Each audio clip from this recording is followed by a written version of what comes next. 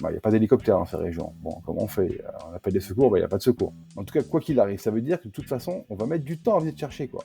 Tu vois, c'est pas comme tu te casses la gueule à Chamonix, en 15 minutes, l'hélicoptère, il est là, quoi. Hein. Là-bas où je suis moi, ça peut être en 3 jours, tu peux avoir une caravane terrestre. Je me suis retrouvé au point le plus loin de toute présence humaine que j'avais pu spotter sur une carte, c'est-à-dire un village. J'étais à 80 km. 80 km en vélo, bon, dans du désert, t'es chargé, bon, il faut une journée si tu veux. Mais si t'es à pied, là, tu fais le calcul, 80 km. Et ça change toute la donne. Tu te prépares pas, mais tu l'as dit, t'es en veille constante, t'es en sécurité active, ou je sais plus. Concrètement, pour moi, le partage est plus important que le plaisir solitaire. Le curseur, pour moi, il est clair. Et je vais là-bas pour ça. Honnêtement, partir sur une destination comme ça et ne pas ramener d'image, moi, je pourrais pas faire ça. Moi, j'ai roulé cet été en zone, tu vois, si tu vas sur la carte du ministère des Affaires étrangères, en zone rouge. Bah, j'ai jamais été autant en sécurité qu'en zone rouge, voilà, là-bas. Alors, je dis pas qu'il faut rouler dans toutes les zones rouges, hein, mais il y a des zones rouges qui sont pas vraiment rouges, quoi, tu vois. Bonjour et bienvenue dans En roue libre. En roue libre, c'est le podcast qui affûte votre connaissance du monde du vélo. Chaque semaine, je reçois un invité pour parler avec lui de son parcours, de son expertise, écouter ses conseils et décrypter l'actualité. Je suis Antoine Taillefer, passionné de vélo depuis toujours, et vous êtes en roue libre. Cédric Tassan est cofondateur des topo-guides VTopo et explorateur à VTT. Cédric a toujours baigné dans la découverte des meilleurs endroits pour rouler et a monté VTopo pour les partager. Après avoir parcouru les destinations les plus emblématiques à VTT, il s'est pris de passion il y a quelques années pour l'Asie centrale, où il parcourt des paysages grandioses et déserts à la recherche des meilleures images qu'il partage dans ses films. Des territoires inexplorés et méconnus, dans lesquels peu de pilotes ont posé leurs roues, mais qui offrent des panoramas exceptionnels. Mais Cédric ne part pas dans ces zones sensibles sans une préparation minutieuse et un vélo dans un état irréprochable. Dans cet épisode, vous découvrirez quelles sont les motivations de Cédric pour partir dans ces endroits reculés, parfois risqués, comment il se prépare lui et son matériel pour affronter toutes les situations, comment il gère l'engagement et le risque sur place, le matériel qu'il emmène avec lui ou pas, les galères qui peuvent arriver sur des trips alors qu'il est au milieu de nulle part, comment il garde le contact avec ses proches, comment il appréhende la notion de partage dans ses aventures, et plein d'autres choses. Cet épisode d'En roue libre vous est proposé par Line, l'agence conseil spécialisée dans le cycle. Le vélo est un univers passionnant mais qui nécessite des connaissances et une culture approfondie pour viser juste. La mission de Line est de vous guider et de vous accompagner dans tous vos projets liés au vélo pour vous donner toutes les chances de réussir. Si vous lancez un projet dans le vélo et avez besoin de vous faire accompagner, contactez-moi sur LinkedIn. Bonjour Cédric Tassan, comment Comment tu vas? vas-tu, Antoine? Bah, tu vois, voilà, je te réponds tout de suite, tout va bien et toi? Écoute, ça va super. Je suis ravi de t'entendre et de te recevoir au micro d'En roue libre. Euh, Merci à toi. Ça fait quelque temps que je voulais t'avoir et ça n'a pas été simple Non, puisque tu as un programme chargé ouais, je m'en excuse, ouais. En plus, j'étais un et peu pressé là sur ce coup-là. ouais, beh, écoute, non mais ça tombe très, très bien. Alors pour vous qui nous écoutez, sachez que, il y a à peu près 15 minutes top chrono, Cédric me dit: «Bon écoute Antoine, j'ai un créneau, est-ce qu'on peut enregistrer l'épisode?» En fait, la vérité, c'est pas tellement ça, c'est que je viens de trouver en fait ces écouteurs-là, voilà, Ouais. qui nous permettent de parler et de me faire entendre, que je ne trouvais pas depuis plusieurs jours. Voilà, donc en fait, j'ai réussi à les trouver, quoi. Voilà. Bon, finalement, la conséquence est sensiblement la même. Exactement. Antoine, est-ce que tu es dispo dans 15 minutes pour enregistrer un épisode de podcast en roue libre? Et donc, eh bien, oui, la réponse est oui. Ça n'arrivera pas tous les jours, mais là, c'est possible. Donc, et puis j'ai d'autant plus sauté sur l'occasion que tu es donc très pris. Tu voyages beaucoup, tu bouges beaucoup. C'est la raison pour laquelle j'ai souhaité te recevoir dans En roue libre. Parce que à titre perso, je te suis depuis un petit moment et je suis tes aventures et je regarde ce que tu fais et je trouve ça tellement cool et que j'aimerais que d'autres voient également C'est à quel point gentil. c'est cool. Dans cet épisode, pour ceux qui vont le regarder et pour les extraits, je mettrai quelques-unes de tes images puisqu'elles sont absolument, fascinantes et j'aimerais pouvoir, enfin, j'aimerais qu'il y ait un maximum de gens qui voient ces images afin de se rendre compte de la beauté des paysages que tu traverses et dont tu vas nous parler. Bah, écoute, ça me touche énormément, donc voilà. Là, j'ai plus rien à dire. Merci, au revoir, à bientôt. Allez, salut, l'épisode le plus court de toute l'histoire d'un roue libre. Hem, alors, moi, ce qui me donc on a reçu, Fred Orny, hein, dans un Bien épisode d'En sûr. roue libre, qui est également, aventurier, toi, tu te définis comme explorateur et tu vas nous dire ce que ça implique. Hem et alors, évidemment, il y a un truc qui saute aux yeux de tout le monde, enfin, ceux qui ont l'image, mais c'est que tu es un petit peu plus, «senior» entre guillemets Mmh. que notre ami, Fred Orny. Donc ben, tu es plus, voilà, tu as plus d'expérience aussi. Hem et ce qui me surprend et ce que je trouve génial, c'est que justement, qu'avec cette expérience et cette seniorité, tu continues à parcourir, alors peut-être pas le monde, mais plutôt l'Asie centrale pour, aller explorer et ramener des images. Et moi, j'aimerais te poser, une question, c'est quelle est aujourd'hui ta motivation pour, faire ces trips, ces voyages dans lesquels tu pars, 3 semaines tout seul? Qu'est-ce qui te tient et qu'est-ce qui fait qu'aujourd'hui tu fais ça? Alors, en fait, déjà, je précise que, bon, moi, j'ai 46 ans, donc en effet, voilà, j'ai pas 20 ans. Et en plus, l'aventure, comme je la pratique, on va dire, maintenant, en fait, elle est très récente. Ça fait uniquement 2 ans, donc c'était à 44 ans que ça s'est déclenché, même si, on va dire, je baroude et je voyage depuis un pas mal de temps. Donc c'est tout récent et en plus de ça, je voudrais remercier, Fred Orny parce que c'est aussi un peu grâce à lui, alors pas tant au niveau de ce qu'il a pu faire, mais au niveau des échanges qu'on a eus sur ma première aventure au Kirghizistan. Voilà, il m'avait un petit peu orienté, il m'avait aussi donné un très bon contact, local, donc voilà, donc je tenais à lui faire ce petit clin d'œil, voilà, c'est Et on lui intéressant. fait un coucou à Voilà. Fred. Mais concrètement, qu'est-ce qui me motive? Alors, pour moi, je suis attiré comme un aimant par l'Asie centrale. Voilà, ça, c'est quelque chose que je ressens au fond de moi, chaque fois qu'il y a ces pays en dès que j'entends un pays en stan, en fait, ou une région en stan, je cours sur mon ordinateur ou sur mon téléphone, je vais vite regarder où c'est exactement et je vais, essayer d'ailleurs de commander tout un tas de livres ou tout un tas de cartes pour m'inspirer, pour bouquiner là-dessus. Donc ça, on va dire, c'est viscéral et encore une fois, c'est venu sur le tard, hein, parce que c'était pas du tout des régions, vers lesquelles, j'imaginais explorer ou rouler, hein. Moi, j'étais plutôt dans des standards classiques du VTT avant, comme, je sais pas, les États-Unis ou des choses comme ça, ou l'Amérique du Sud.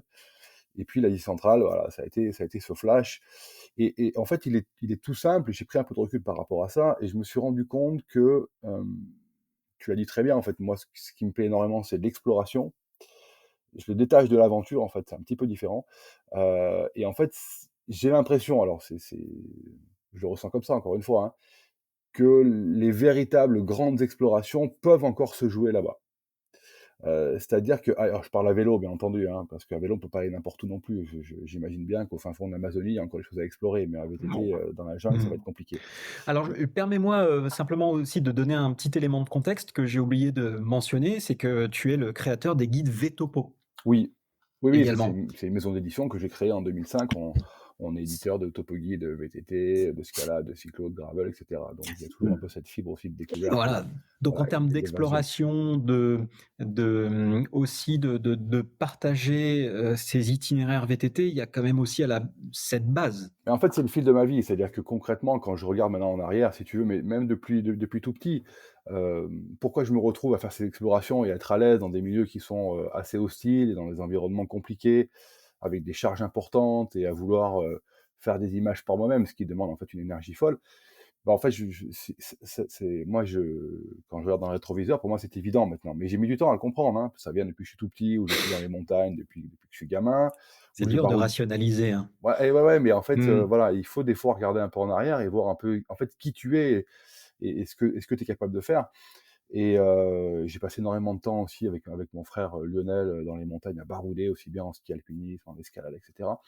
à passer des fois, tu vois, à rentrer hyper tard ou de nuit, à être à être toujours un peu en décalé par rapport à la pratique, outdoor classique, tu vois, qui voulait être parfaitement maîtrisée, parfaitement encadrée. Moi, je me rappelle typiquement, tu vois, j'ai fait le Mont Blanc, j'avais même pas 20 ans avec mon frère, on était à ski de randonnée, on est arrivé au sommet, c'était fin mai, que tous les 2, tu vois? Toutes les cordées qui étaient avant nous avaient rebroussé chemin, nous on s'est retrouvés en haut, on n'avait pas de guide, hein. Voilà, donc c'est des choses qui sont, je veux dire, qui sont assez rares quand tu es jeune comme ça. Bref, donc tout ça, voilà, c'est le fil de ma vie et je me retrouve, si tu veux, dans ces paysages, en solitaire, dans ces explorations et dans cette destination qui, pour moi, reste, je pense, une des dernières où on peut encore explorer des choses où peu ou personne n'a encore réellement tenté, quoi. C'est fou. C'est fou parce qu'effectivement, c'est des lieux, enfin, c'est des endroits dans lesquels on va pas trop, pour plusieurs raisons et également que tu vas nous expliquer parce que tu as le contexte quand même, géopolitique qui est pas complètement incroyable dans ces régions. C'est pas c'est des endroits qui sont quand même proches de poudrières, hein, Mmh. puisque tu as quand même, quoi? Tu as l'Iran à côté, tu Ouais, as tu l'Afghanistan, ouais, tu tu des choses, l'Afghanistan, ouais, bien sûr. donc c'est des trucs un peu chauds. Mais en revanche, on a vraiment l'impression que quand tu prends la peine de effectivement d'y aller, les paysages que tu trouves là-bas sont absolument, fascinants. Enfin, Écoute, moi, je peux pas dire le contraire parce qu'en fait, d'abord, je suis quelqu'un qui aime aussi tout ce qui est, comment dirais-je? Moi, je marche par le regard et donc en forêt, typiquement, le regard, il s'arrête très vite, tu vois? Alors que dans ces paysages-là, dans ces pays là-bas, tu as très peu d'arbres, donc en fait, tu as très peu de forêt, donc c'est de la steppe ou de la haute montagne et cetera et donc là, bah, ça porte à des kilomètres, donc ça, c'est quelque chose qui, moi, me transcende et forcément, c'est d'une beauté évidente, quoi. mmh. Et du coup, j'imagine que, justement, pardon, l'imaginaire, peut se perdre, vraiment, enfin, dans ces immensités, enfin, bon, bref, moi, je pense que je rêve devant, devant les images que tu as vues et d'ailleurs, ça m'amène à un point, c'est alors, est-ce que, alors, comment déjà tu choisis les destinations? C'est quoi ton process pour aller dans ces endroits alors que, bah, potentiellement, en fait, il y a 0 trace, il y a Non, il y a zéro pas itinéraire. d'information, ouais. Hem, il y a souvent alors le point de départ, c'est souvent, un mot, une image, une conversation. Ça démarre comme ça, en fait et c'est une étincelle qui part dans mon cerveau immédiatement. Hem, Si je prends par exemple, je vais pas tous les égrener, mais il y a vraiment un territoire qui a été assez atypique parce que pour le coup, personne l'avait jamais traversé auparavant à vélo, hein. Je l'ai pas fait pour ça, mais enfin, à moins qu'il y en ait qui l'aient fait, mais voilà, en tout cas, ils ne se sont pas déclarés comme ça. Possible, hein. Mais même les locaux n'avaient, jamais entendu parler de ça. C'est le Kazakhstan, en fait. Le Kazakhstan, alors le Kazakhstan, c'est très grand, hein, je crois que c'est le 9e pays plus grand du monde, enfin donc c'est un pays qui est assez grand. Moi, j'ai fait qu'une toute petite partie qui est, orientée à l'ouest du pays, au bord de la mer Caspienne, qui s'appelle le désert du Mangistau et sur cet endroit alors maintenant, si tu tapes Mangistau, tu vas trouver des choses sur internet, mais quand, moi j'ai commencé à préparer cette aventure en 2019, je crois, ou en 2018, il y avait aucune information et en fait, elle est venue, cette aventure dans ma vie, lors d'une exposition, que j'ai pu, visiter, près de chez moi, d'une photographe, qui avait été là-bas, 2 ou 3 ans avant, dans ce désert-là et qui avait ramené des photos, mais grand format énormes, dans une magnifique salle et j'étais resté honnêtement bouche bée devant ces paysages incroyables, espèce de tours, à la fois de pierre et de sable et cetera et je m'étais dit: «Waouh, j'irai là-bas, c'est sûr». Donc c'est parti comme ça et donc après, il y a eu le covid qui a interrompu cet élan mais quand j'ai repris en fait, le fil de cette aventure et ben, bah, du coup, j'ai été confronté au manque d'informations total, c'est qu'il n'y avait rien et quand j'ai essayé de gratter de l'info auprès des locaux, ils m'ont tous dit: «Tu peux pas aller là-bas tout seul, c'est dangereux dans le sens, il y a rien d'autre, hein. Il y a pas d'habitants, tu as pas d'eau, tu as pas de nourriture, c'est un vrai désert, tu t'en sortiras pas». Voilà. Bon, ben, du coup, je me suis dit: «Bah, tiens, je vais un peu plus creuser puisque, ça a l'air d'être un peu, on va dire, assez atypique». Donc voilà, en fait, comment, par exemple, cette aventure est née et ça a été d'ailleurs une de mes aventures les plus incroyables parce que moi, je fais pas de la longue distance à vélo, Je suis plutôt montagnard, donc je porte à la montée, je descends à la descente, voilà. Enfin bon, ça c'est classique, descendre à la descente. Mais mais là, on était sur de la longue distance, sur du plat, voilà, avec un vélo plus chargé que d'habitude. Il fallait que je sois autonome en eau, par exemple, et en nourriture à certains moments. Et donc c'était pas du tout le domaine dans lequel, moi j'évoluais, mais ça a été une aventure, je vais pas dire la plus belle parce qu'elles sont toutes extraordinaires, mais très, très forte, quoi.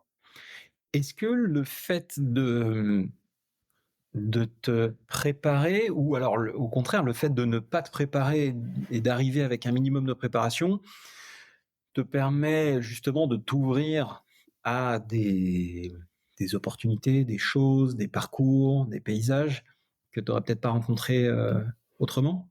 Alors si tu veux, moi j'ai pas j'ai alors, la préparation, on peut l'imaginer sur tout un c'est très large la préparation. On peut imaginer une préparation mentale, préparation physique, une préparation de matériel, ce qu'on veut. Bon, moi sur le plan physique, je me prépare pas. Voilà, moi je roule toute l'année, je roule régulièrement, et j'aime pas le côté, voilà, le côté trop scolaire dans les choses, je suis vite saoulé, comme on dit, voilà. Donc voilà, moi ce que je travaille surtout, c'est le côté rustique, en fait. C'est-à-dire que moi, je suis capable de dormir n'importe où, de manger n'importe quoi et de supporter un peu tout un tas de conditions sans trop être, on va dire, impressionné. Donc ça se travaille tout au long de l'année. Voilà, c'est de l'inconfort à garder en permanence parce que bon, on habite forcément dans des environnements qui sont confortables. Donc il faut aller chercher un peu l'inconfort de façon à ce que quand on se retrouve en aventure, qu'on ne soit pas trop déboussolé. Ça pour Et moi, ça alors, c'est la principale excuse-moi, préparation. mais est-ce que Ouais. tu peux donner quelques détails justement là-dessus? Est-ce que tu Ah t'habitues, j'en sais ben rien, à des douches froides, ou ouais, ouais, alors des ça je l'ai fait là, j'ai un petit peu interrompu parce que j'avais été un peu fatigué là au retour de ma dernière aventure, donc j'ai interrompu, cette agression, on va dire, permanente. Mais par contre, typiquement, moi je suis toujours très peu couvert.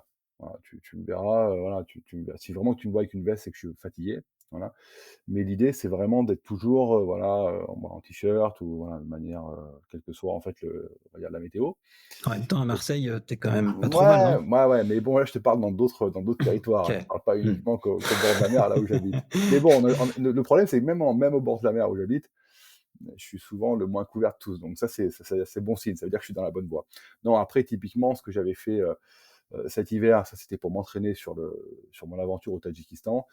Je me suis forcé, alors tu vas me dire: «Oui, c'est en Méditerranée, donc ça va», mais donc à prendre des bains de mer, toute l'année, mais dans des conditions difficiles. C'est-à-dire qu'en effet, la Méditerranée, si tu vas te baigner, à 10 heures, même au mois de janvier et qu'il fait un grand soleil, qu'il y a pas de vent, bah, même si l'eau est à 12 degrés, c'est cool, quoi. Tu vois ce que je veux dire? Non, moi, ce que je faisais, c'est que, bon, l'eau était à 12 degrés, il y avait un gros mistral, donc beaucoup de vent, tu vois, 60-80 km/h, et j'allais de nuit me baigner, quoi. Voilà. Bon là, je t'avoue qu'il y a personne qui se baigne, cette période-là, et au-delà de ça, en fait, c'est même mentalement assez dur parce qu'au-delà de l'eau froide, tu es hyper perturbé par le fait de rentrer dans l'eau dans la mer de nuit, de nager et cetera et d'y rester, hein, c'est pas juste de faire un aller-retour.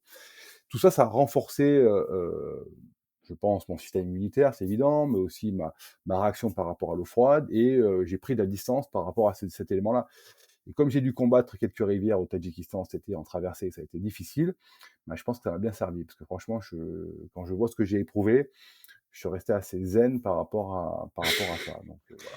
Concrètement, quelques Com détails, une Ben, histoire, une ouais, ouais, anecdote, non, un non, truc, concrètement, non, non, mais au Tadjikistan, ça a été extrêmement difficile. Donc c'est pour ça que quand je parle d'exploration et non pas d'aventure, parce que l'aventure, bon, c'est un peu je pense pour moi l'aventure comprend l'exploration, donc c'est un grand terme, mais aujourd'hui, on parle d'aventure à VTT et les gens vont refaire ce qui a déjà été fait par d'autres. Alors bon, ça reste une aventure, mais il y a pas l'aléa concrètement, de ce qui va se passer sur le terrain, quoi. Tu sais que tu vas pouvoir faire du vélo, bon, si les conditions sont pas bonnes, ce sera un peu moins intéressant, mais voilà, tu as la garantie, si tu veux, du plaisir. Moi, j'ai dans des endroits où j'ai la garantie de rien et là, j'ai eu la garantie, en fait, d'en chier, au Tadjikistan. Ça a été extrêmement difficile parce que bah, je me suis confronté à des montagnes qui n'avaient pas de chemin, heu, jusqu'à 5000 mètres d'altitude, dans des blocs, gros comme des véhicules, tu vois? Et à progresser sur 10-15-20-25 kilomètres comme ça et ça a été extrêmement difficile et il y avait ces traversées de rivières notamment où en fait, ce dont on se rend pas compte, c'est quand tu as pas de chemin, tu sais pas où traverser les rivières. Parce que le sentier, lui, quand tu le suis, il va traverser la rivière au niveau d'un gué, à l'endroit où c'est le plus facile, quoi. Mais c'est les locaux qui t'ont déjà préparé ce terrain-là. Mais nous, on s'en rend pas compte. Quand tu suis le sentier, tu dis, bah tiens, ça traverse là, tu traverses là. Mais quand tu en as pas, tu traverses où? Donc tu prends des multiples, possibilités et puis tu te trompes et moi j'ai passé, peut-être 2 heures à brasser dans l'eau froide pour trouver, un passage sur une rivière qui a failli m'emporter plusieurs fois.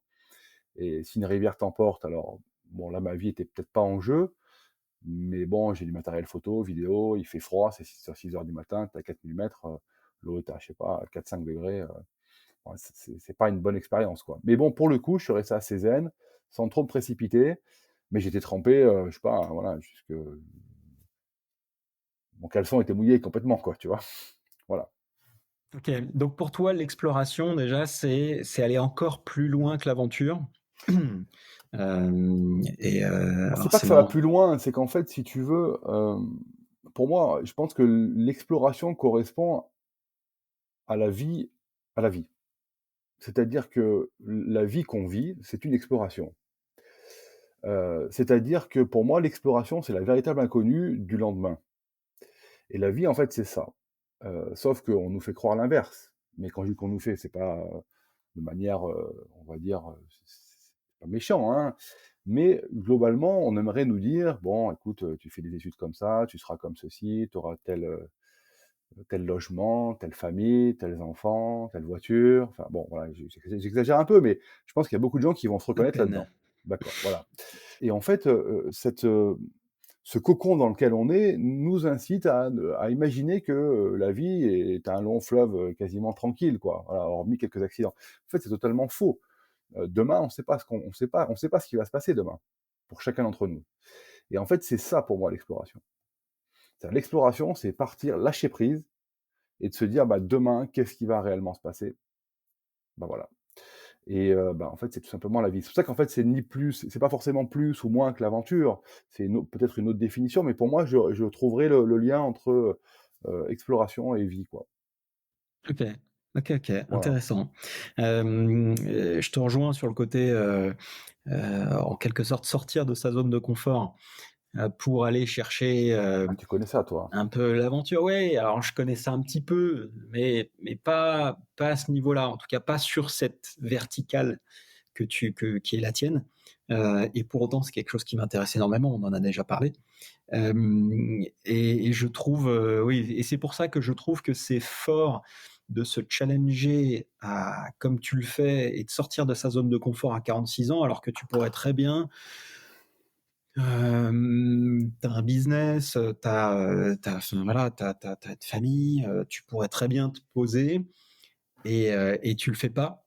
Et c'est ça que je trouve génial et c'est un peu ça, comme je parlais, l'objet de cet épisode, c'est d'essayer d'aller et trouver un peu, tu vois, ces sources de motivation, encore une Mais fois. je dirais, excuse-moi, je te coupe, mais je dirais Vas-y. on se posera quand on sera mort. Oui, non, mais bien sûr. On a le Non, temps de mais se poser. Non, mais on a le temps de se je poser. C'est-à-dire qu'aujourd'hui, non, mais ce que je veux dire par là, c'est que d'abord, il faut toujours faire quelque chose qui est adapté à son costume, hein. Moi, j'incite pas les gens, je veux dire, qui seraient sédentaires à partir du jour au lendemain comme ça. Bon, ça se fait, mais bon, il peut y avoir des conséquences plus ou moins compliquées. Bon, mais au-delà de ça, je vois trop autour de moi, des gens qui s'endorment un peu dans le confort, dans cette paresse, que ce soit aussi bien intellectuelle que physique, voilà. Moi, j'ai mon état physique. Il sera, tu sais, il y a toujours des gens qui sont plus forts devant et puis d'autres qui sont plus faibles derrière, peu importe, tu vois? Moi, j'en accorde aucune valeur à ce que je suis moi en termes de voilà, moi je fais pas de compétition et j'aime pas ça. Donc concrètement, moi ça m'est égal de savoir si je suis premier, deuxième, troisième, quatrième ou cinquième. Je sais qu'il y aura toujours des gens devant moi, des gens derrière moi, c'est normal, ça fait partie de l'être humain dans lequel on est. Mais globalement, des fois, je suis surpris de voir à quel point les gens peuvent, tu vois, se laisser un peu glisser vers ce confort-là, vers voilà. Et je me dis: «Mais bon, c'est con, quand tu encore la forme, l'âge, l'envie et cetera, bah, tu auras le temps, d'imaginer des choses un peu plus soft, quoi, voilà, dans». bien sûr.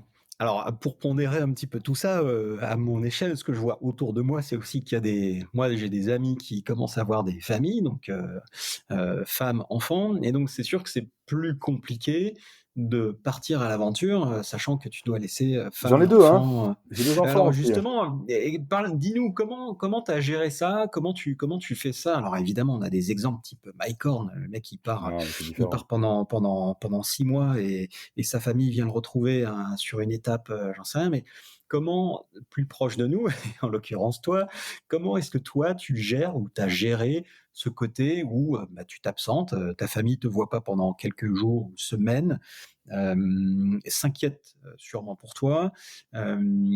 Comment tu as géré ça? En fait, bon déjà alors déjà la différence avec, peut-être alors bon Mike Horn, je t'avoue que je suis plus trop ce qu'il a fait, mais ce qu'il a pu faire par le passé qui pouvait durer longtemps, je sais pas s'il avait déjà à l'époque, des enfants, peut-être, hein, c'est une question, hein. Oui, ouais, ouais. Voilà, il en avait du coup? Mmh. OK.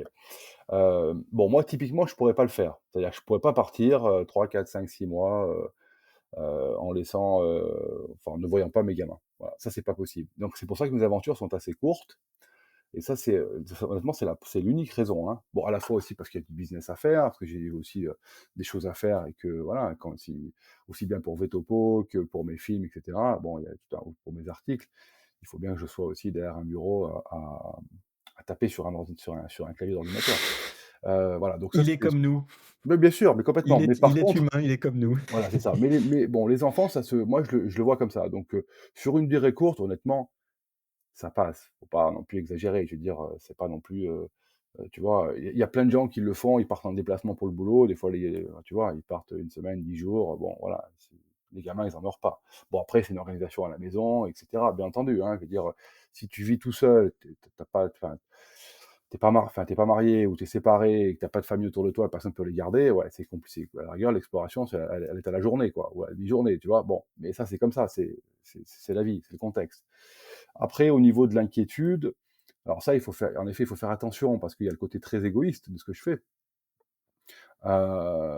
Donc l'idée, en fait, c'est aussi de faire comprendre que le curseur que tu as mis, qui peut être plus ou moins élevé, tu l'as mis en connaissance de cause et que ton entourage se rend compte à quel point, tu as les pieds sur terre, tu vois?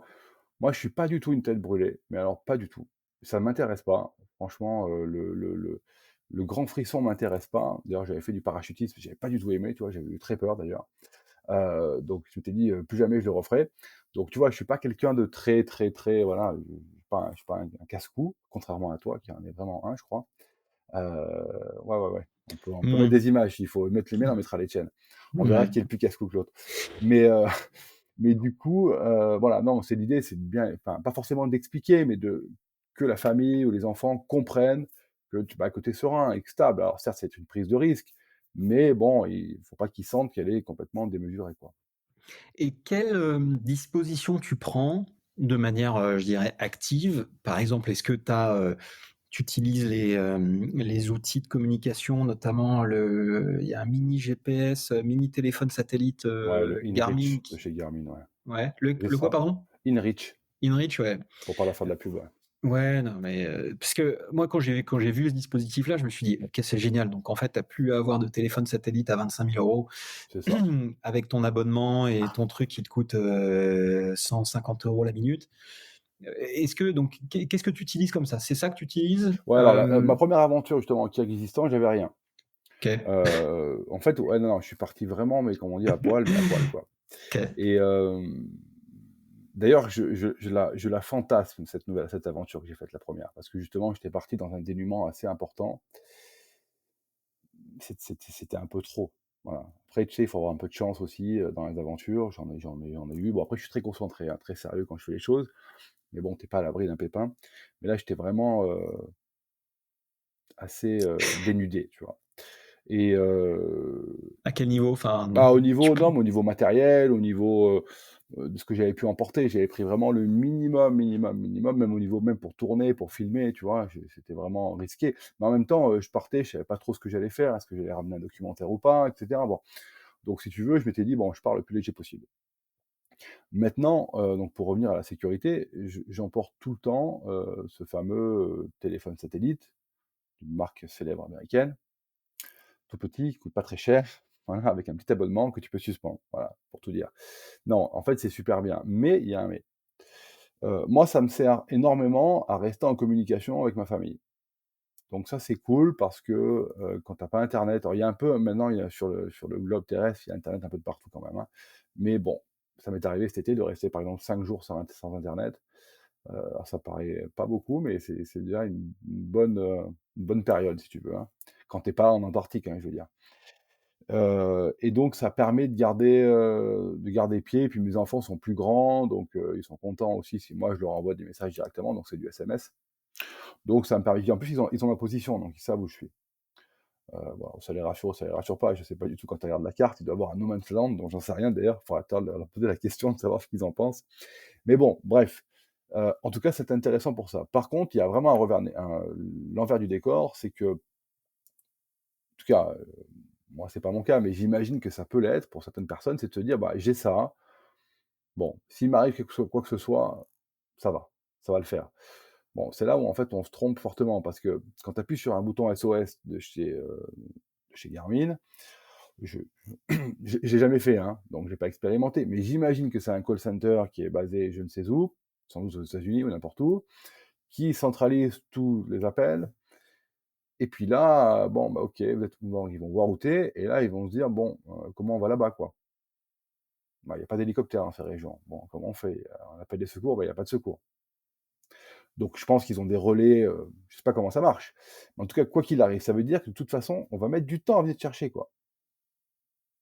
Tu vois? C'est pas comme, tu te casses la gueule à Chamonix, en 15 minutes, l'hélicoptère, il est là, quoi, hein. Tu vois? Si tu déclenches le même process sans parler d'un téléphone portable, tu prends tu as ton appareil, tu es à Chamonix, tu as pas de réseau, tu appuies sur SOS, en 15 minutes, tu as un hélico enfin en 15-20 minutes, tu as un hélicoptère qui est là, du PGHM. Là-bas où je suis moi, ça peut être en 3 jours, tu peux avoir une caravane terrestre qui vient te chercher.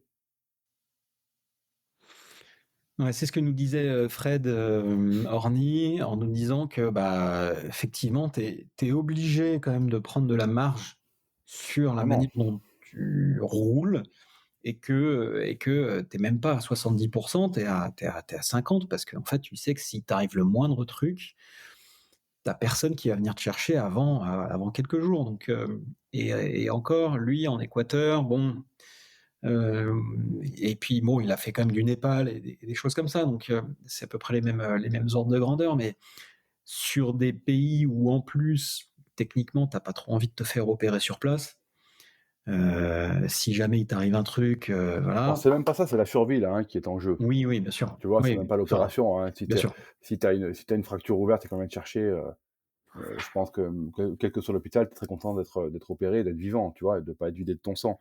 Donc je pense que l'enjeu, il est vraiment là. Après ce qu'il faut pas oublier, c'est que moi je suis seul. Donc en cas de pépin, j'ai personne qui peut éventuellement, soit m'aider à progresser un peu, soit prendre mes affaires, tu vois? Donc ça c'est il faut faire super attention quoi, je veux dire, là-dessus, quoi. Et comment tu te prépares à ça, si toutefois on peut s'y préparer? Est-ce que c'est plutôt de la préparation, on va dire, de la sécurité active? Ou alors est-ce que Mmh. tu te dis: «Bon, OK, je vais me mettre dans une situation merdique», j'en sais rien, et enfin, est-ce qu'il y a des moyens de se préparer à un crash? Non. Moi, je Non? pense pas. Moi, ça m'est jamais arrivé d'avoir un gros pépin, mais je pense que concrètement, on n'est jamais prêt. Parce que de toute façon, d'abord, on ne sait pas quel pépin on va avoir. D'abord, ça peut être, par exemple, un vélo qui casse. Bien sûr, oui. Bon, Oui, oui. alors, ton intégrité physique, elle est toujours là, mais, Mmh.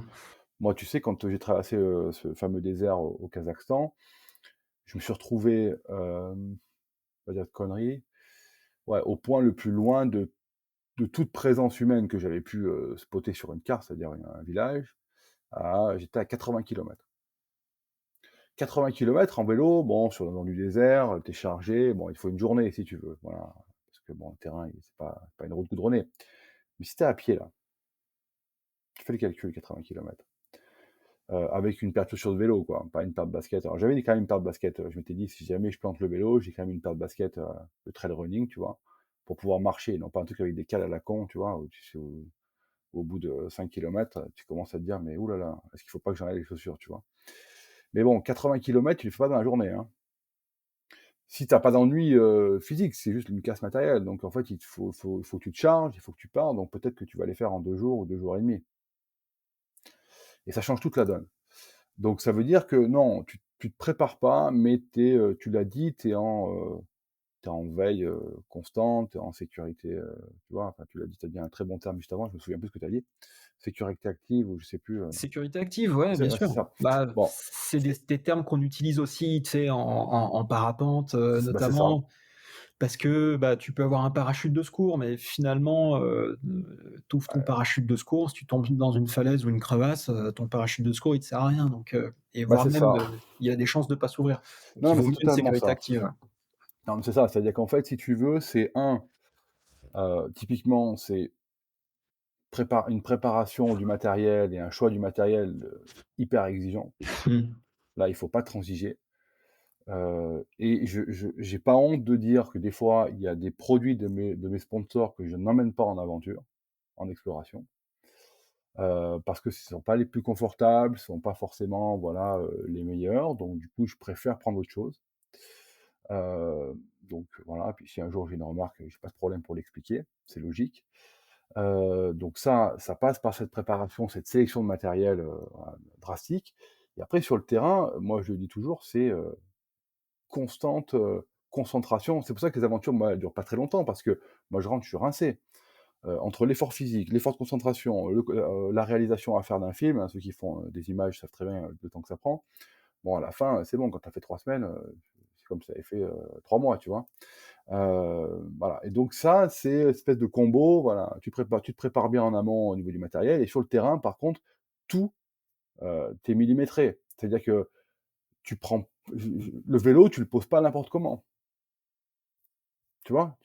Quand tu le poses, tu fais attention où tu le poses et comment tu le poses, pour pas, je sais pas, le mettre sur un dérailleur ou péter une durite de frein, je dis n'importe quoi, tu vois? Quand tu fermes une veste, tu fais attention de pas bloquer ton zip. Tu vois, pour pas le déchirer. Si tu vas sortir quelque chose de ta sacoche, pareil, tu fais gaffe de pas tirer dessus parce que tu es fatigué, ça vient pas, tu es énervé. Non, bah, tu vas te démerder de façon à ce que voilà, ça sorte correctement, de façon à pas déchirer quelque chose. Et ça, c'est ou pareil, sur une relance, tu vas pas bourriner sur ta chaîne en disant: «Ouais, c'est bon, j'appuie comme si je suis à la maison», tu vois? Elle peut casser ta chaîne, tu vois? Donc, tu ménages ta monture, tu ménages ton corps. Quand tu es fatigué, bah, tu fais des siestes. Moi, ça m'arrive de dormir n'importe où, tu vois? Je m'arrête, je suis claqué, même s'il fait froid, je me fous n'importe quoi sur la tête, enfin sur le corps et je dors par terre, tu vois? Et je dors un quart d'heure, 20 minutes s'il faut. Parce que je me dis: «Bah, là, tu es crevé, tu vas faire une connerie». Alors c'est intéressant parce que quand tu dis ça, je j'ai en tête, Tu me vois par terre allongé, c'est ça, en fait? non, alors c'est plutôt en fait, j'ai des images de Kylian Bron, Ouais, qui a lui une approche qui est sensiblement différente parce que des résultats également différents. Bon, Kylian a évidemment un niveau, bon, il a gagné, plusieurs fois la Mountain of Hell. Est-ce qu'il a gagné la Méga? Non, je crois qu'il a fait 2 la Méga. je sais pas. En tout cas, Il me semble s que oui, je crois, hein, mais ah, bon, j'ai un doute, désolé Kylian, si, voilà, mais on regardera. En tout cas, Kylian, lui, vient de la race, vient de la compétition et ouais. donc du coup est habitué à rouler vite et dans ses vidéos qui, font également la part belle enfin, aux beaux paysages et si vous les avez pas vus, je vous invite à aller les voir, notamment Fuego. On mettra les liens dans l'épisode, tout comme tes vidéos, hein, Cédric. Mais du coup, ce qu'on voit sur les vidéos de Kylian, c'est que Kylian met l'accent quand même sur le fait d'aller vite sur les sentiers et les endroits dans lesquels il va. Toi, ton approche, c'est plutôt de montrer des belles images, euh, et en fait, simplement, je pense que tu roules pas plus vite que la vitesse à laquelle tu as l'habitude de rouler, et voire même, toi, ta priorité, c'est pas de montrer que tu vas vite, mais plutôt de montrer des belles images. Est-ce que Bah, en fait, enfin, c'est simple, il faudrait lui poser la question si tu veux, mais on y globalement, pense, on y pense. je pense que si il était dans une situation, je ne vais pas parler à sa place, mais dans une situation comme la mienne, dans les territoires, où je vais moi, chargé comme je suis moi, il pourrait rouler vite, plus vite que moi, hein. Je pense qu'il roule plus vite que moi de base déjà, tu vois? Là-dessus, il y a pas de débat, mais je pense que s'il devait rouler pareil, il se mettrait vite au tas. Il se mettrait vite par terre. Donc en fait, c'est pas du tout en fait la même, on n'est pas dans le même objectif. C'est-à-dire qu'en effet, lui, il est dans, la performance, qui crève l'écran, la performance de vitesse avec les beaux paysages comme tu viens de dire, mais il peut le faire parce que, bah, d'abord, il est pas tout seul. Il est sans doute pas à, je sais pas moi, 4 jours de la première civilisation, tu vois? Même si les territoires explorés sont des fois un peu reculés, mais en tout cas, bah, c'est simple, tu sais, quand tu veux faire des images et que tu veux bien les faire, tu peux pas enfin, au bout d'un moment, si tu mets 4 jours pour y aller et 4 jours pour revenir et qu'en plus sur place tu restes 4 jours, bon, voilà, donc je sais qu'en plus il fait plusieurs spots, donc j'imagine qu'il est choisi aussi pour la proximité, pour leur facilité d'accès, tu vois? Bon, je peux me tromper, hein, je peux dire des bêtises, mais mais bon, donc tout ça, enfin, ça change complètement la donne. Bien sûr. Tu vois? Tu peux pas rouler de la même, même si tu roules, très vite ou que tu es en Europe ou que tu es, sur un volcan, comme il a pu faire en Sicile, par exemple. Bon, bah, si tu te plantes là-dedans, même si tu es sur une île, les gens vont vite arriver, tu vois ce que je veux dire? Bon, même si tu peux te faire très mal, les conséquences peuvent être dramatiques si tu veux, hein, c'est pas le problème. L'engagement, il y est dans ce qu'il fait. Mais je pense qu'il pourrait pas avoir la même vision s'il était dans le genre d'exploration que je fais, quoi. Ça en fait, puis en même temps, c'est pas compatible. C'est-à-dire que, comment tu peux, vouloir, être dans un partage le plus grand possible, sur des territoires qui sont pas explorés et vouloir les traverser très vite, quoi. Tu vois? Hein, Oui, c'est ça. C'est effectivement cette compatibilité de niveau d'engagement par rapport à l'endroit dans lequel tu te trouves, par rapport aussi au fait que toi, bah, tu es absolument seul dans les endroits, bah, oui. dans lesquels tu te trouves, donc du coup, tu peux pas du tout avoir le même niveau d'engagement et d'ailleurs, parlons un petit peu matos. Est-ce que tu peux nous expliquer, avec quoi tu roules? Le vélo, les composants, peut-être la bagagerie, le poids, le matos de vidéo? C'est quoi le setup de Cédric Tassan, en trip? Bon, déjà, je peux le dire, c'est sur mon t-shirt ou je dis Vas-y, de la marque, hein? montre-le un peu là, on voit pas. Voilà, Mmh. hop, tac. Donc moi, j'ai la chance d'être ambassadeur pour Sun, hein, donc forcément, je roule sur des vélos, de cette marque-là. Je leur fais un petit coucou d'ailleurs parce que l'équipe est vraiment au top. Alors moi, j'utilise plusieurs vélos en fonction de mes aventures, hein. Voilà, ça peut être soit de l'enduro, ça peut être de l'all mountain, ça peut être du XC, voilà, donc là, c'est assez variable. L'idée est toujours quand même de partir avec un vélo qui soit extrêmement bien révisé. Je passe le bonjour aussi à mon magasin Authentic Bicycle Shop à Gémenos, j'en profite, voilà, faire un petit coucou, un petit peu de pub. Voilà, donc quand, le vélo est pas neuf, voilà, c'est eux qui me l'entretiennent et qui vérifient tout ça de façon à pas être emmerdé en exploration. Et sinon, je pars avec, du matos qui est neuf, quoi. Voilà. Parce que, je pars du principe que, je ne veux pas avoir à gérer de problématiques, liées à un vélo qui aurait été soit mal entretenu, soit trop vieux, quoi. Voilà. Bon, ce qui est pas mon cas, je change de vélo régulièrement, mais je roule quand même pas mal. Donc les vélos forcément, on les, heu, on les use, quoi. Voilà. Donc ça, c'est le 1er point. Après, alors je veux pas faire une litanie de marques et cetera, mais c'est des choses qui sont importantes. Parce qu'en fait, ce qui se passe, c'est que certains produits ont un prix et des fois, on n'arrive pas à comprendre aussi pourquoi ces produits-là ont un prix, mais en tout cas, moi qui les expérimente, j'avoue que typiquement, tu vois, je roule chez des DT Suisses et je sais que je peux rouler les yeux fermés. Même si, parce que moi je suis en plus d'avoir 46 ans, moi je fais plus de 100 kilos. Donc je suis pas un tu vois, je suis plutôt taillé rugbyman, donc le vélo, il faut qu'il encaisse, tu vois? Et les Donc roues, roue et bah suspension? ouais, roues et suspension, ouais. OK. Et c'est vrai que les roues, ben, pareil, les yeux fermés, quoi, tu vois? Je sais que les roues, elles sont à toute épreuve. Et pour terminer sur ça, le parce que ça, c'est le Est-ce que point c'est oui, excuse-moi, mais est-ce que je t'en c'est prie. Friso qui te monte tes roues? Qui te Non, non, non, non, non, moi Friso que j'ai reçu dans un précédent épisode, hein. d'accord, OK. Bon, on lui passe le Voilà. bonjour, mais non, non. Et ensuite, au niveau de l'interface avec le terrain, bah, là, pour le coup, alors là, c'est super important.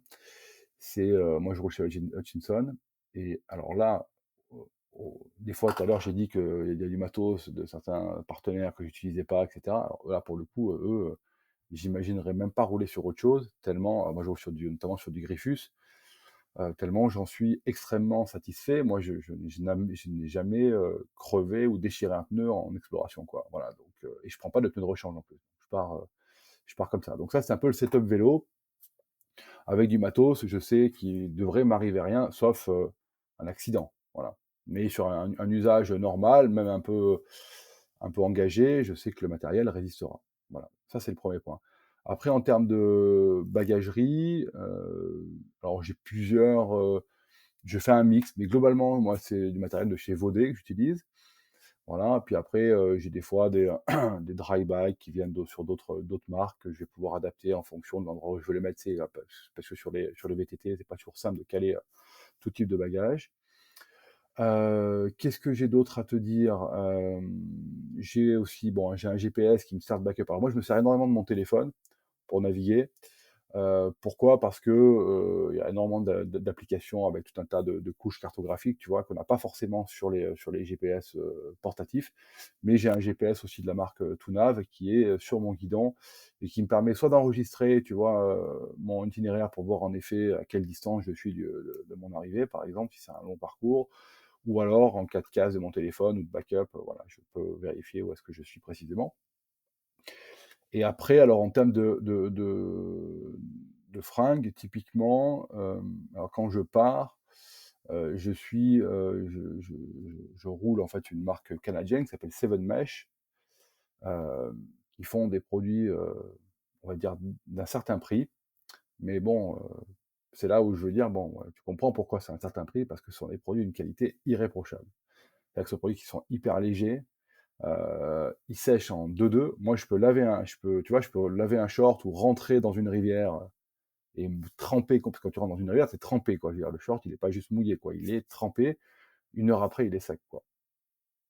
OK. Tu Est-ce que vois? c'est du mérino, par exemple? Alors, non, non, là, je Non? parle, ça c'est de la fibre, OK. classique. Ça, c'est pour le côté, on va dire, la pratique, VTT qu'on peut faire. Mais après, en effet, ils ont des couches à base de mérino. Donc moi, j'ai des choses que je mets, après sur moi quand je dors la nuit, mais bon, voilà. Donc ça, c'est pour parler, en fait, aussi en termes de vêtements, parce que c'est important. Mmh. Tu Bien vois, sûr. j'ai tout un tas de vêtements chez moi et que je prends pas parce que je sais qu'ils vont mettre plus de temps à sécher, qu'ils sont un peu plus lourds, voilà, ou qui sentent, parce que bon, le problème, c'est quand tu transpires et que tu te laves pas pendant plusieurs jours, ça sent très vite mauvais. Ouais. Et donc en fait, L'avantage, c'est que tu es tout seul, quoi. ouais, Donc ça mais va. mais j'en compte des gens, moi, c'est ça Ah oui, aussi c'est vrai. le voilà. Et donc au bout d'un moment, quand tu commences à sentir un peu trop, c'est assez désagréable. Donc l'idée aussi, c'est d'avoir un peu ce mélange-là. Et puis, quoi d'autre? Après voilà, typiquement, bah, voilà, ça c'est un exemple, tu vois, mon sac à dos. Alors c'est pas du tout mon sponsor, hein, c'est une marque américaine qui s'appelle Gossamer, donc c'est ça que je paye parce que ce sont des Pardon, sacs tu peux répéter le Gossamer. OK. Ouais, Gossamer, parce que ils sont spécialisés dans l'ultra léger, voilà, notamment on va dire dans le trekking, hein, et ils font un sac à dos en 40 litres, bon, qui pèse 750 grammes, qui est très confortable, et pour moi, c'est le top. Parce qu'en fait, tu vois, si par exemple, je dois être en autonomie pendant quelques jours avec de la nourriture, je peux charger, tu vois? Et puis si après, ben, j'ai plus rien, il redevient assez discret, tu vois? Donc ça, c'est top. Il est très léger, donc voilà. Moi, j'utilise par exemple ça et non pas les, sacs à dos de mes sponsors, parce que quoi qu'il arrive, il y a pas d'équivalent. Comment trouver un sac à dos de 40 litres qui fait 750 grammes chez Vaudet, par exemple? Mon sponsor, Ouais. il y en a pas. Effectivement. Là, je Donc vois alors, tu le vois? G4, Ultralight Exactement, 42. voilà. Donc Superbe. si tu veux, c'est aussi, voilà, ce côté-là. En même temps, c'est en vérité. C'est-à-dire que, je vais pas prendre un sac de 20 litres, tu vois, un petit sac à dos, je mets juste ma chambre à air pour partir 3 semaines, au bout du monde, tu vois? Non, voilà, pour faire plaisir à mon sponsor, non, ça marche pas. Ah, et il le comprend, il y a pas de souci là-dessus, quoi. OK. En termes de matos électronique, justement, parce que l'objectif aussi de ce genre de trip, c'est de ramener des images. Bien sûr. Donc, est-ce que tu peux nous parler un peu de ce setup, matos et comment également tu l'utilises puisque, tu utilises des drones? Oui, Donc, tu peux nous parler un peu de ça? oui, bien sûr. Alors en termes de matériel, globalement, j'ai, 1, 2, 3, 4 caméras, on va dire. J'ai donc mon téléphone, donc j'ai un iPhone, donc l'iPhone fait de très belles images si tu t'en sers dans les bonnes conditions, hein. C'est assez bluffant, voilà. Et d'ailleurs, quand je fais mes projections au cinéma de documentaires, je leur dis: «Bah, vous avez vu, les dernières images, par exemple, c'est de l'iPhone». Mais bon, il y en a plein dans le film, mais les gens sont complètement, stupéfaits. Donc ça, c'est le premier dispositif. Ensuite, j'ai une GoPro, que j'ai toujours tu vois, sur un chest mount, voilà, qui me permet aussi de l'enlever, de pouvoir filmer des choses, tu vois, à la volée comme ça. Donc ça, c'est très pratique de l'avoir à portée de main. Donc c'est chiant parce que tu vas toujours là en permanence, tu es compressé pendant 3 semaines, donc c'est vrai que c'est pas agréable. Mais bon, par contre, en termes de disponibilité, ça c'est génial. Après, j'ai un appareil, c'est un appareil photo qui fait caméra, hein, c'est un Panasonic, G9 qui fait des images correctes. L'avantage, c'est qu'il est assez léger, tu vois, avec des objectifs interchangeables. Donc ça me permet d'avoir, des images qualitatives et de pouvoir faire aussi des plans, tu vois, en vidéo qui sont plus léchés, plus posés. Et puis, ben, le drone, quoi. Et le drone, alors, j'ai utilisé du Mini 2 il y a quelques années, ensuite, du Mini 3 Pro et puis là, je pense que je vais attendre un peu, mais je vais prendre le Mini 4 Pro parce que ce sont des appareils qui sont pour moi extraordinaires, hein. Je veux dire, si tu pas de drone, c'est compliqué de faire des images aujourd'hui, enfin de mettre en valeur ce que tu vois, quoi, hein. Donc ça, c'est un élément qui est super important, mais ça Surtout demande. avec, excuse-moi, mais surtout avec cette fonctionnalité qu'il y a maintenant, sur les drones qui est le suivi automatique, Alors, oui et non, non? parce que non, OK, mais parce qu'en fait, je vais te dire pourquoi. C'est parce vas-y. que et ça, DJI, je sais pas pourquoi ils incitent dans cette direction. Enfin, si, je sais pourquoi, mais je trouve ça dommage. C'est qu'en fait, aujourd'hui, quand tu veux faire un suivi avec ce genre d'appareil, le sujet est hyper centré et il te suit comme un petit toutou. C'est-à-dire que, tu vois, il va vraiment faire des mouvements un peu brusques pour toujours te mettre, tu vois, dans le centre de la du cadrage, quoi. Voilà. Et le problème, c'est que comme en fait, il marche par détection en fait d'objets, de sujets. Donc tu sélectionnes sur le cadre, ta télécommande ou ton téléphone le sujet que tu veux choisir. Du coup, il faut que tu sois bien détaché. Donc, je sais pas, si tu es habillé en noir et que c'est un peu sombre, ça marche pas. Enfin, ça marche moins bien, tu vois. Donc, il faut être très clair et donc il faut qu'il soit aussi très près. Et donc, en fait, c'est un truc qui est assez narcissique. C'est-à-dire qu'en fait, plus il est près, mieux c'est. Mais moi, l'idée, c'est quand je suis en drone, c'est de montrer l'immensité des paysages. C'est pas de montrer juste ma gueule, on en voit déjà suffisamment de partout, tu vois. Je me dis que ça suffit, quoi. L'idée, c'est de montrer autre chose. Et là, c'est là où ça marche moins bien. Et là, c'est là où je disais, je sais pas pourquoi ils insistent là-dedans, c'est qu'en fait, ils pourraient très bien suivre la télécommande.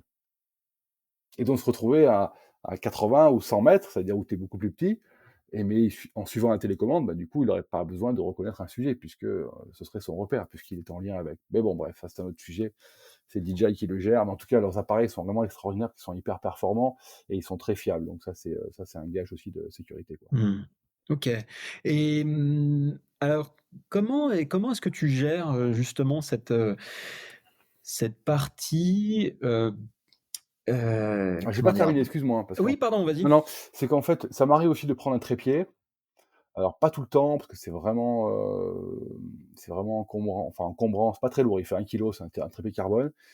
Et puis après, pour terminer tout ça, c'est que, parce qu'on me demande souvent comment je recharge, alors du coup j'ai des power banks, hein, ces batteries externes qui me permettent de charger et j'emporte un panneau solaire de chez, PowerTech, qui me permet, bah, que tu connais bien d'ailleurs, on passe le bonjour à Laurent et Salut bah, ça Lalo. me permet en fait de charger, alors soit quand je roule, la batterie externe ou soit quand je me pose, le soir, enfin en fin de journée qu'il y a encore du soleil, quoi. Voilà, OK, donc donc c'est ça, tout. c'est le J'ai côté fini, matos. excuse-moi. Très désolé, Non, non, mais j'en c'est à mes moi, questions, mais hem et alors comment, parce que j'imagine que capter ces images-là, nécessite une préparation, nécessite une espèce de logistique mmh, aussi, parce que tu peux pas simplement, rouler toute non. la journée. Parce que l'objectif, c'est quand même de ramener des images. Comment est-ce que tu gères ce côté, allez, en quelque sorte, je sais pas, est-ce qu'on peut parler de mini frustration de dire: «Ah là, par exemple, tu as ce superbe sentier» ou j'en sais rien, cet itinéraire que tu aimerais pouvoir, dévaler librement et en fait, tu te dis: «Bah non, là, en fait, j'ai des images à faire puisque c'est un peu pour ça que je suis là». Comment tu gères Bah, pour moi, si tu dualité veux, entre plaisir solitaire et bien partage? sûr. Bah, en fait, concrètement, pour moi, le partage est plus important que le plaisir solitaire. Voilà, en fait, c'est le curseur pour moi, il est clair. Je dis pas que des fois, je fais pas quelques plaisirs, hein. Je fais pas quelques ellipses dans mes films, il y a des choses qu'on verra moins ou qu'on verra en GoPro parce que du coup, ben, j'aurais pas pris le temps de m'arrêter. Mais globalement, pour moi, le partage est super important et je vais là-bas pour ça. Concrètement, honnêtement, partir sur une destination comme ça et ne pas ramener d'images ou très peu ou de ramener juste on va dire un bout de clip, juste pour les réseaux, ça m'est déjà arrivé de voir que certaines expéditions partent et justement ramènent, 4-5 minutes. Je me dis franchement, c'est waouh, moi je pourrais pas faire ça. Donc globalement, en fait, c'est une priorité. Donc oui, bah, ça demande en fait, c'est 2 journées en une, hein. C'est-à-dire que c'est qu'une journée que tu peux faire en 5 heures, ou en 6 heures, elle va se faire en 12. Et le problème, c'est que moi, toutes mes journées sont comme ça. Elles démarrent, au lever du soleil, elles se terminent au coucher du soleil. C'est, rare quand j'arrive au bivouac, à 17 heures quand le soleil se couche à 20 heures. Ça n'existe pas chez moi ça, voilà. Parce que justement, je suis pris, et je suis happé par ce justement le timing du tournage, quoi. Mais ça pour moi, c'est un point important parce que tu vois, je veux dire, c'est quelque chose moi qui me tient à cœur. Derrière, il y a des articles pour la presse, il y a ces documentaires, il y a ces festivals, il y a ces projections au cinéma que j'organise, toute sa rencontre avec le public que je peux avoir. Pour moi, c'est déterminant. Tu vois? Je suis hyper impatient quand il y a un festival, c'est pas tant de voir mon film, c'est d'aller rencontrer les gens et d'avoir toutes leurs, de pouvoir répondre à leurs questions et d'avoir les échanges que je peux avoir avec eux derrière. Parce que c'est hyper riche pour tout le monde et c'est ce qui fait l'intérêt de ce voyage-là. Voilà. Sinon Et c'est franchement, excuse-moi juste pour terminer là-dessus, ouais, bien mais sûr. pour moi, encore une fois, hein, l'intérêt serait totalement moindre, quoi, moindre. Oui et puis si tu vas là-bas, en fait, le ramener des images finalement, c'est la raison d'être de tes Ah bah, voyages. totalement. Donc Parce que si tu veux, on peut, comment dirais-je, légèrement dériver sur comment dirais-je, sur la problématique de l'empreinte carbone de tous ces voyages, tu vois? C'est un élément qui est intéressant et qui est lié à ce qu'on vient de dire avant.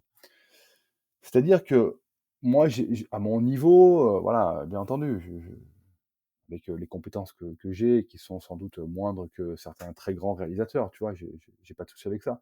Mais l'idée, c'est de rapporter un témoignage. De rapporter un témoignage, de retour en France. Et c'est pas alors, c'est là où je me désolidarise un peu de ce que je pouvais faire avant, parce que j'étais là-dedans, mais de ce que je ne fais plus maintenant ou quasiment plus. C'est-à-dire en gros, regardez comme c'est beau, regardez comme je roule bien, regardez ce que j'ai fait pendant que vous êtes au travail à vous emmerder, tu vois? Voilà, j'exagère un peu, hein, c'est juste pour piquer un peu les choses, mais ça ne m'intéresse, on va dire, plus ou pas. C'est-à-dire que, je veux ramener derrière un message. Je veux montrer soit un territoire qui est mal connu ou qui a mauvaise réputation, par exemple. Donc on parlait justement de ces pays qui sont entourés d'autres pays un peu compliqués et on pourrait s'imaginer que donc l'idée, c'est de casser un peu aussi, tout ce mythe qu'on a derrière ces destinations-là, sachant qu'on a aussi de l'information qui est pas complètement exacte, hein, qui est même des fois totalement inexacte sur ces destinations. Moi, j'ai roulé cet été en zone, tu vois, si tu vas sur la carte comment dirais-je? Du ministère, des Affaires étrangères, en zone rouge. Bah, j'ai jamais été autant en sécurité qu'en zone rouge, voilà, là-bas, tu vois? Bon, donc alors je dis pas qu'il faut rouler dans toutes les zones rouges, hein, mais il y a des zones rouges qui sont pas vraiment rouges, quoi, tu vois? Alors c'est voilà, donc ce qui est intéressant, c'est de pouvoir ramener ce témoignage-là, ramener aussi de faire comprendre certaines problématiques. Moi, ce qui m'intéressait, par exemple, cet été au Tadjikistan, c'est de parler, en fait, de la difficulté de vie dans les montagnes et en fait, je me suis associé à un projet de camp de yourtes pour développer, en fait, un tourisme responsable, mais qui permet d'alimenter en économie les vallées qui sont, de plus en plus désertées, parce que les gens vont travailler en Russie, typiquement et comme ils ont une très forte culture, ben, cette culture, elle va disparaître un jour ou l'autre, hein, si ces vallées sont désertées. Donc l'idée, c'est d'apporter un peu cette pierre à l'édifice. Voilà, donc tout ça, je relie à ce côté empreinte carbone. Alors si tu pars pas, si tu fais rien, ben, en effet, tu n'émets pas de CO2, donc c'est peut-être la meilleure solution. Dans ce cas-là, il faut presque même pas respirer. Mais l'idée, c'est, si tu émets du CO2, bah, c'est essayer que ce soit pas juste pour ton plaisir, quoi. Bien sûr qu'il y a mon plaisir personnel, c'est aussi égoïste, hein, ce que je fais, hein, je vais pas me voiler la face. Mais n'empêche qu'il y a cette, cette idée derrière la tête de ramener un documentaire, d'échanger, de montrer aux gens comment vivent les gens qui sont là-bas, parce qu'on n'a pas parlé de ces gens-là, mais on en parlera peut-être après. Mais l'important de mon voyage, c'est que moi, je vais pas dans des endroits où il y a personne. Et je vais à la rencontre de l'autre. C'est ce qui fait l'intérêt, en fait, de mes voyages. Enfin, l'intérêt pour moi, hein. Moi, je ne pourrais pas aller rouler, par exemple, en Antarctique si je devais voir que des pingouins, tu vois. Peut-être que je fais d'ailleurs un problème, hein. C'est peut-être pas d'ailleurs les animaux qui sont en Antarctique, mais bon, c'est pas grave, on a compris le truc. L'idée, c'est d'aller voir ces villages, ces gens qui habitent, et tu vois, si je prends le parallèle avec mon voyage en avril en Ouzbékistan, donc il faut Tadjikistan, Ouzbékistan, bon, ça fait beaucoup de pays en ce temps, mais c'est pas très grave en soi. Et ça, en fait, c'est mon prochain film que je vais diffuser donc en fin d'année là au cinéma, qui s'appelle Zarmas, le nom d'un village en Ouzbékistan.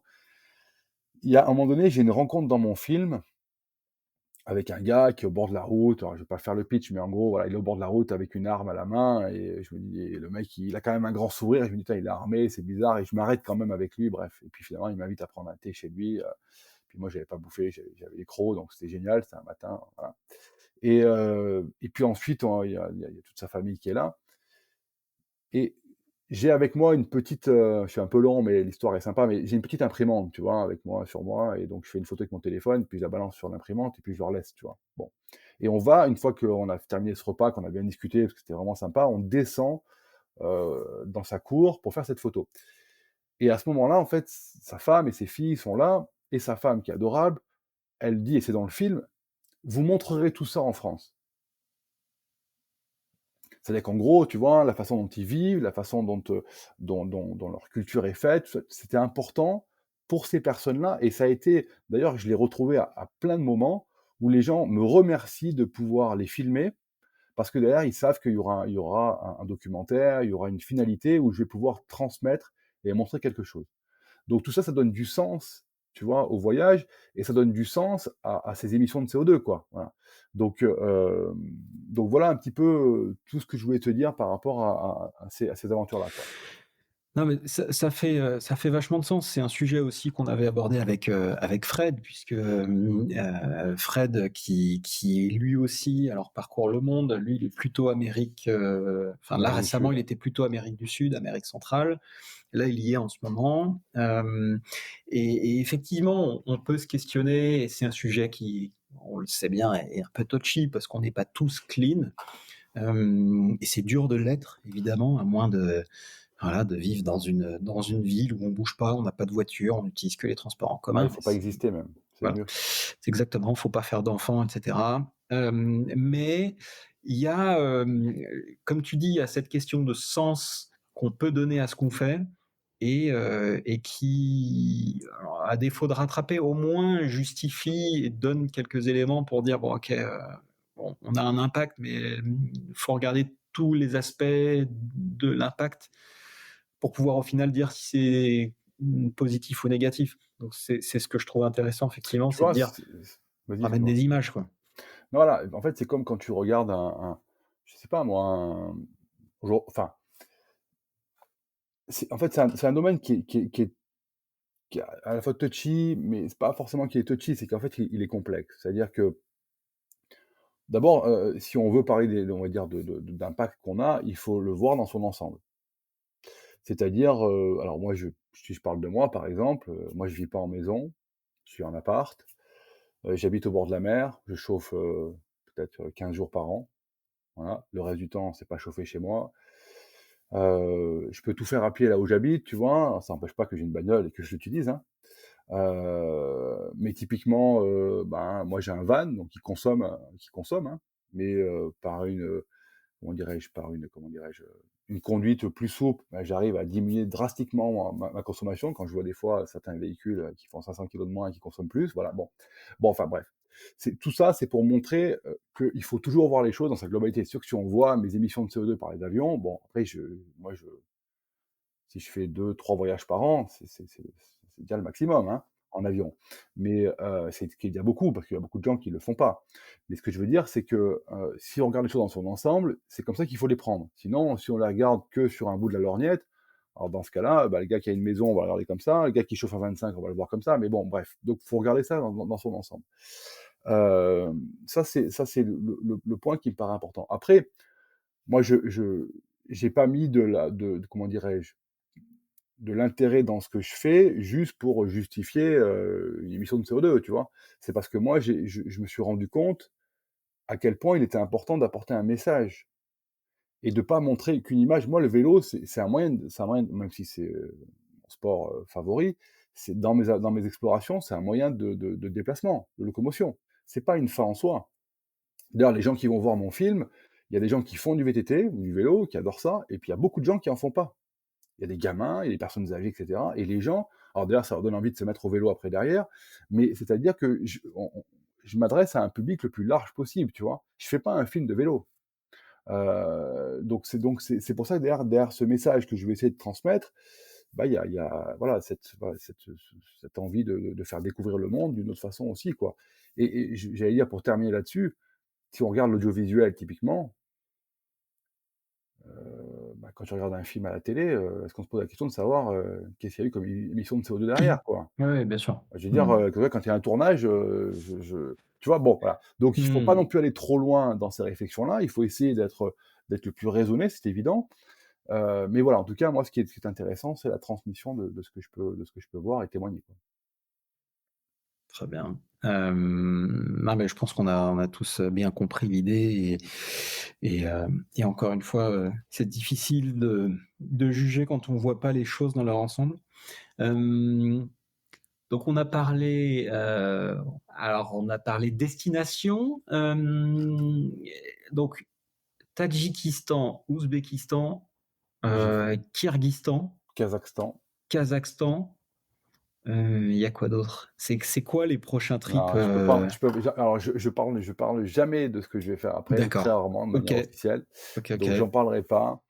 Il En fait, d'abord, j'ai des destinations en fait, comme ce sont les endroits qui sont compliqués, il y a des choses qui n'aboutissent pas aussi. Voilà. Donc ça, c'est le premier élément. Tu vois, j'avais des vues pour aller dans des coins de Russie un peu particuliers. Je pourrais y aller si tu veux, mais c'est compliqué, voilà, c'est compliqué parce que, aujourd'hui, tu sais, quand on a tellement une information qui est un peu particulière sur ces pays-là, que si tu vas faire, par exemple, des images en Russie, on va te dire: «Tu es pro-russe», tu vois? Alors que l'idée, c'est de faire des images en Russie, point. Parce que c'est beau, parce qu'il y a des gens qui sont super intéressants là-bas à rencontrer, tu vois? Et faut pas s'imaginer que tous les Russes sont des cons et tous les Français sont des gens extraordinaires. Bon, voilà, ça marche pas comme ça la vie. Donc voilà, donc en fait, il y a des choses que, tu vois, moi j'ai des dossiers sur mon ordinateur à l'appel avec des destinations et puis, bah, il y en a qui passent en vert, d'autres qui passent en rouge, tu vois? Et ça peut se faire en très peu de temps. D'ailleurs, quand on voit ce qui se passe actuellement dans l'actualité, il y avait des pays sur lesquels je travaillais, je vais attendre un peu, quoi. Voilà, donc c'est pour ça que j'en parle pas trop parce que c'est pas simple. Et puis encore une fois, si demain, tu vois, je me pointe à une expo et que je vois une photo extraordinaire, du Chili dans une vallée ou un village, avec, je sais pas, une culture incroyable, je vais peut-être y aller et rejoindre Fred Orny, tu vois? Alors, si tu peux pas nous dire quel trip tu vas faire, par une question un peu, détournée, quelles sont les destinations qui te font rêver?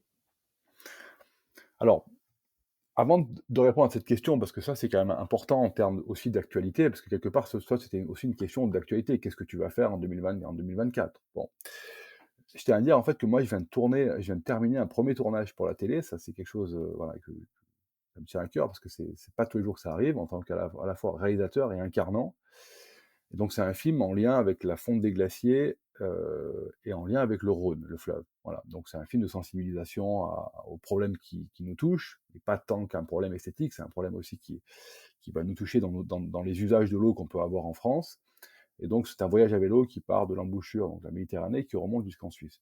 Donc ça va être une diffusion en 2024. Donc typiquement, voilà, et j'ai aussi du travail à faire là-dessus, même si le tournage est terminé. Et puis j'ai d'autres films qui sont aussi en cours, pour la télé, enfin des projets, je sais pas s'ils sortiront ou pas. Donc tu vois, je vais dire une bêtise, là j'ai un film qui est dans les tiroirs, qui est à l'étude. Si jamais, la télé, dit OK, ben, il va falloir que je tourne cet été, donc peut-être que je pourrais pas faire un pays en temps l'année prochaine, tu vois?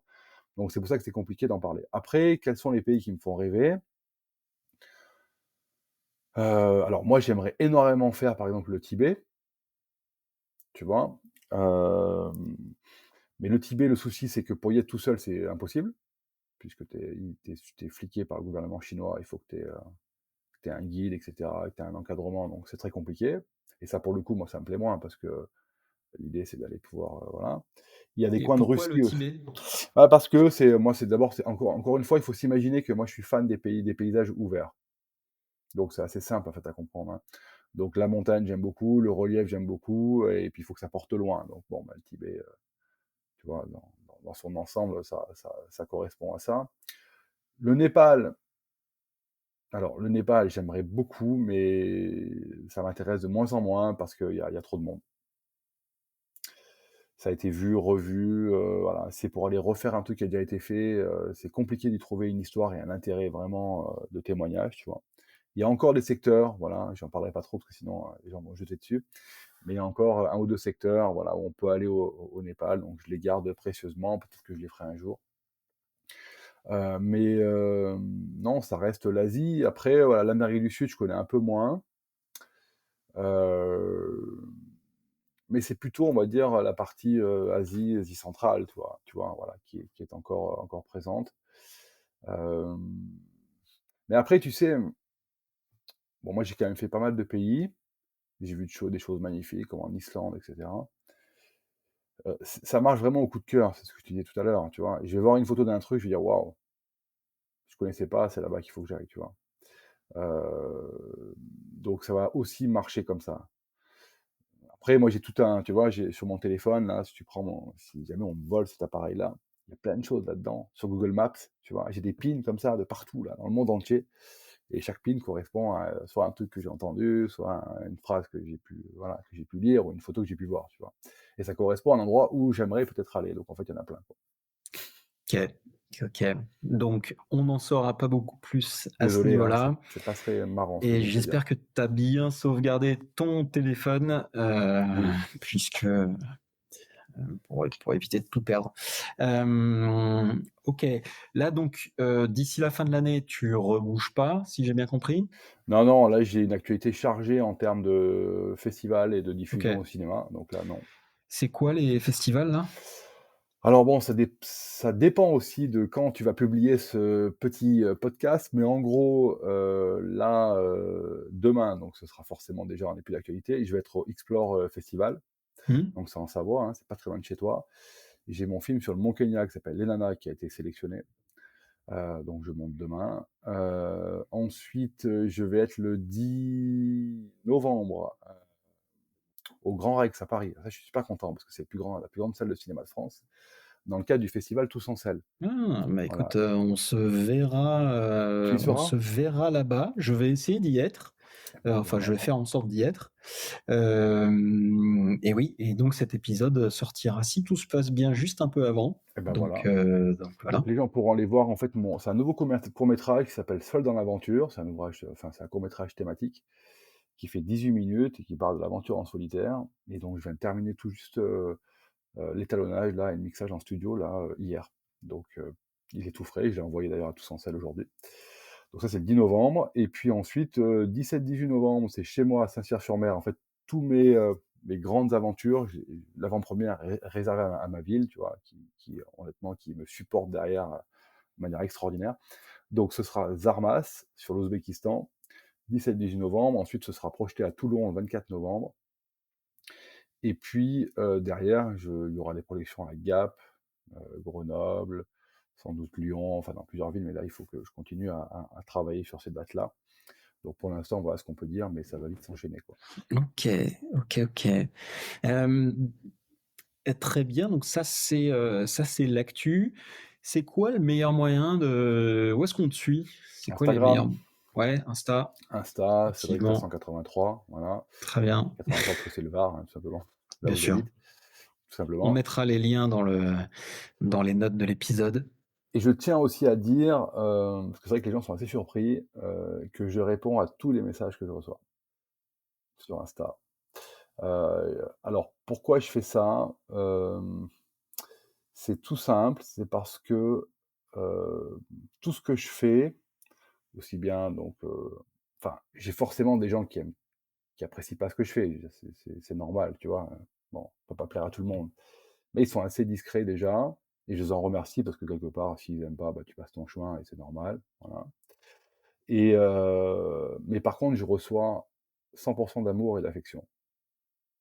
Dans les commentaires, dans les likes, sur les projections et cetera. Même si des fois, il y a des questions, des fois un peu pièges, un peu casse-gueule, les gens veulent savoir, les gens t'interrogent et cetera. Et même si des fois, il peut y avoir des pics, ce qui est normal, tu vois? Moi, j'accepte le débat. Et donc, je me dis que c'est je peux pas garder tout ça pour moi et il faut impérativement le redonner parce que la vie est un échange. Donc c'est vrai que tous les messages privés que je reçois sur Insta, j'y réponds. Voilà. Alors bien sûr, si on met un cœur sur une story, bon voilà, je vais pas y répondre, mais si on me dit par exemple: «Ouais, super, ce que tu as fait», je vais répondre. Si on me demande j'ai plein de questions sur du matériel, destination, des conseils et cetera, plein de trucs, je réponds tout le temps, voilà. Et moi, je suis connecté H24, voilà, donc enfin H24, ouais, pas la nuit, mais quand même des fois. Donc je réponds, voilà. Donc ça, c'est un élément que je voulais dire parce que je OK. trouvais ça important de pouvoir Ouais, bien aussi sûr. dire aux gens, que l'amour qu'ils me donnent, j'essaie aussi de, voilà, de redonner à ma façon, tout ce que je reçois, quoi. Voilà. OK, j'ai l'impression que tu donnes déjà beaucoup d'amour, effectivement en captant des images dans des paysages et des environnements, hostiles, alors que tu pourrais rouler tout seul pour ta gueule. Donc ça déjà, c'est quand même Ouais, ouais, mais comme je t'ai une dit, belle preuve d'amour. ça m'intéresserait moins.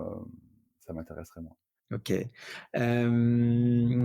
Très bien, donc Insta, LinkedIn, Oui, tu es présent aussi, aussi? ouais, ouais, Un petit aussi, ouais. peu? Ouais, ouais, tout à Pour les fait. Non, sponsors même aussi? ouais, c'est surtout que ça touche aussi, le milieu professionnel, tu vois? Bien Faire sûr, de l'image, du vélo et cetera.